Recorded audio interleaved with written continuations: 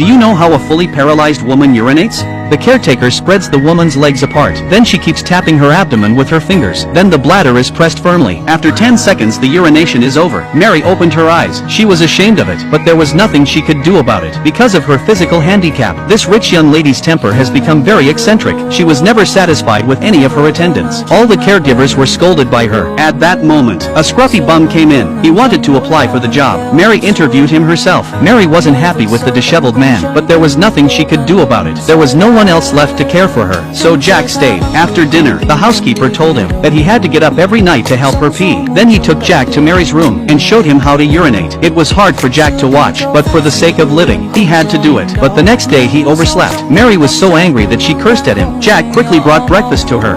Under his careful care, Mary finally calmed down. She said she'd let him off the hook this time, but next time, her bathroom time is at 10 o'clock. Jack can get the hell out of here if he forgets again. This time Jack didn't forget. He came in right on time with his piss pot, to which Mary shyly turned her head away. But Jack had forgotten all about the urination procedure, and he accidentally got it on his hand. He couldn't stand it any longer, so he went to the housekeeper and asked for his resignation. But when he heard Mary's story, he was silent. The housekeeper said Mary was a rich girl because she was dumped by her fiancé. She was driving her car trying to get her boyfriend back, but there was a car accident. She was paralyzed in the lower half of her body. After hearing all this, Jack sympathized with this strong woman. He bought a fish and made Mary a filet salad, but she didn't appreciate it. She didn't like fish because she was afraid of the spines. In the face of such an unreasonable woman, Jack carefully brought the fish to her mouth. Mary had a taste of it. She didn't realize how delicious it was, so she gave a look that signaled that she wanted another bite. Jack's patience gained Mary's trust. When he got home, Jack started drinking again. He used to be a top boxer. After he left his career, he was confused about life all day long. He didn't realize that the next day Jack had overslept. When he reappeared at Mary's side, Mary was furious and warned him not to come back if he was late again. To stop being late, Jack gave up drinking. That day Jack offered to take Mary out of the room so she could experience the outside world, but Mary refused because she didn't think Jack was trustworthy. Jack asked her,